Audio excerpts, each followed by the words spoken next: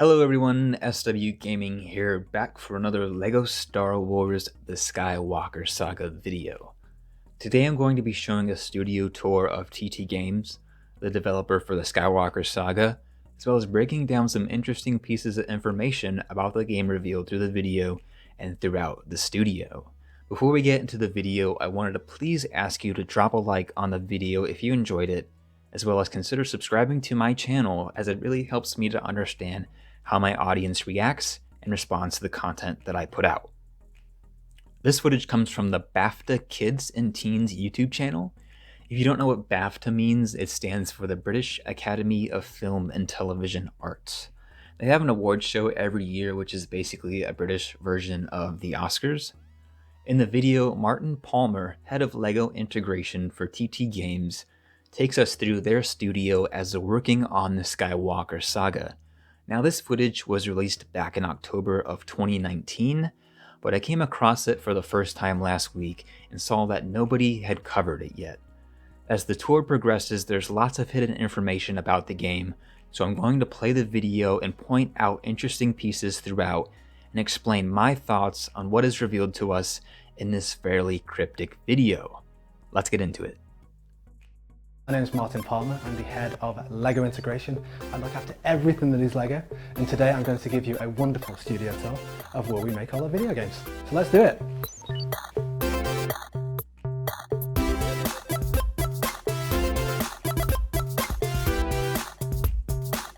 Okay, so at the very start, when we first decide that we're going to make a game, obviously someone has to design it.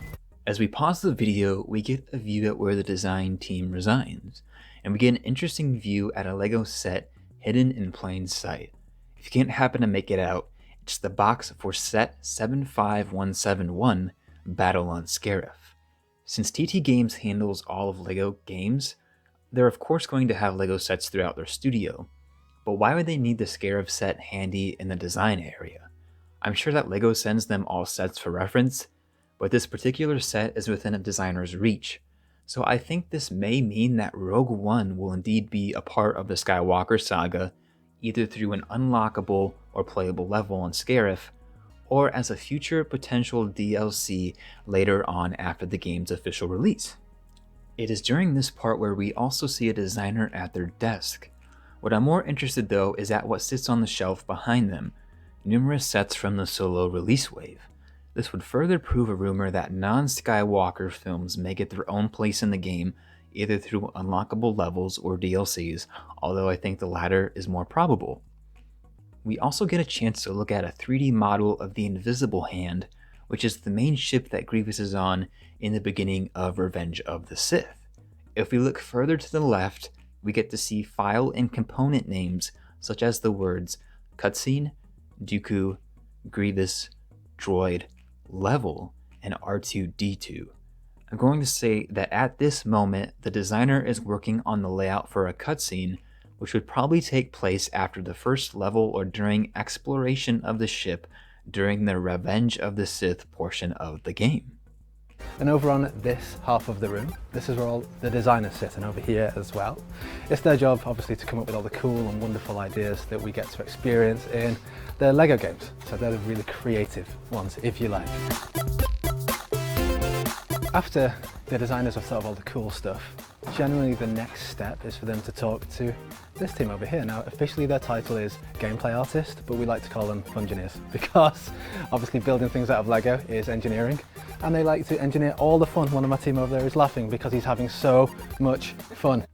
As we move into the next part of the studio, we are introduced to the team known as the Gameplay Artists. We get a quick shot of what appears to be a website page that outlines the features of the game, or even a pre-order page, similar to what Steam has on their site, and then as the camera moves, we are introduced to an image of an artist working on several characters, which are split into quarters. There are 4 characters, although I can only make out 3, which seem to be Rose on the top left, Maz Kanata on the bottom left, Chewbacca on the top right, and an unidentified character on the bottom. If you have any guesses as to what this character may be, please let me know down in the comments and I'll be sure to take a look and respond. In addition to what's on screen, there's also a Nintendo Switch on their desk, which it has been confirmed that TT Games built a new game engine to play on consoles, as well as potentially next-gen consoles such as the PlayStation 5, but there is still no word on that. So typically on a timeline, the designers will think of things and then they will work with this team in making it into reality, or digital reality, of it becoming a level and all the cool stuff that you do within it. We get a few shots of general LEGO Star Wars sets and minifigs here and there, but I wanted to focus on this first shot of the Biggs minifig. This may be a stretch, but I think that the characters will have the dual molded helmets instead of the printed ones that LEGO has given us for so long and has recently gone back to. To back this claim up, here's an image of Poe from the Force Awakens game, and although it appears to be printed, the visor is actually dual molded, so I think that's one design aspect we can expect from the game.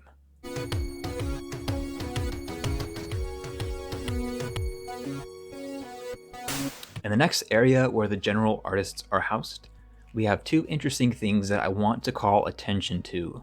The first being the PlayStation console on the desk, and the other being what appears to be a planetary layout on the monitor. I think that this could be our first real look at how the planets will be laid out in the game, and maybe even will serve as a way to jump from location to location instead of flying or traveling there through the galaxy. I can't make out the arrangement or even what planet is what, but it's arranged like a solar system and not design templates or textures that would be used in a modeling software like another image we'll be looking at later in the video. So earlier on in this tour, I introduced you to the gameplay art team, or the Fungineers. Now we're on floor 2 at TT, and over here in this part of the office is all of the artists. So that's UI guys, VFX guys, and environment art guys. And in terms of the timeline, the gameplay art team upstairs, or the Fungineers, will make blockouts and basic versions of the environments. They'll then go to the environment art team to make it look really cool and really nice. And obviously on a game like Star Wars, they get to make things like Hoth and Coruscant and Endor and Tatooine and all of those planets, right? So it's the coolest job in the world. The VFX team make all the cool effects, so when lightsabers hit things, they get all the sparks, and the UI team are responsible for all the UI elements and the title screens and the menus, and just making the game feel really good as well. So that's where we are right now. We're with the creative art teams.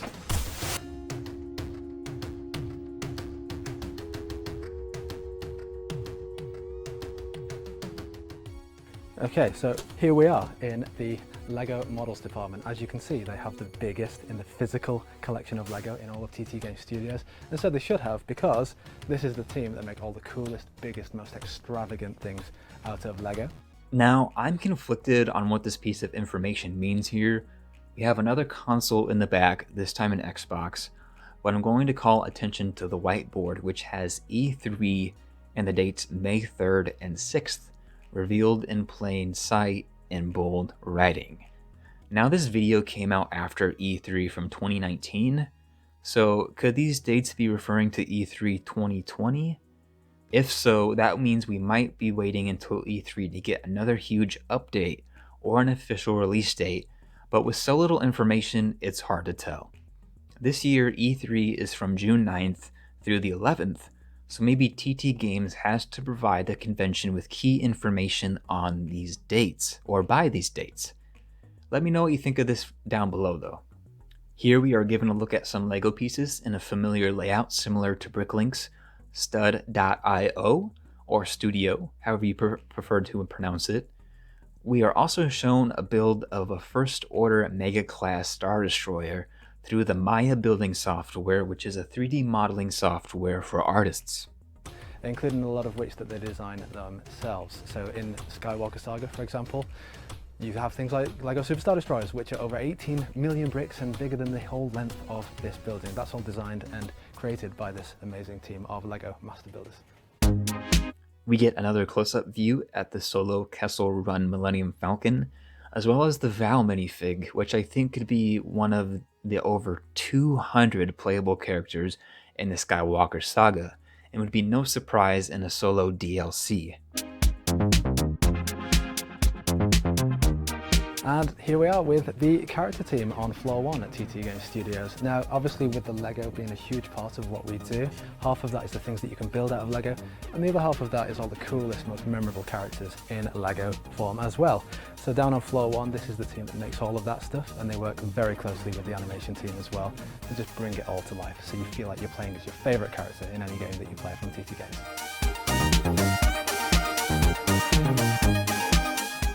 Okay, and last but by no means least, this is where all the programmers sit. Now, I'm only 1/3 programmer, so I won't pretend that I understand 60% of what they do, but let's just accept that they're very, very clever people. These are the guys that make the game feel as good as it possibly can, and they obviously do all the maths and the science behind all the physics side of things as well. Very, very intelligent people, so yeah, that's how games are made. Now, most of the video was focused and geared towards a tour of TT Games, but as well as a more in-depth look at behind the scenes of the Skywalker Saga. I think that there were some interesting things that needed to be pointed out, as well as a few thoughts that I think could be turned into valid discussions and assumptions about what we'll see with the game's release. With that said, that's going to wrap up the video.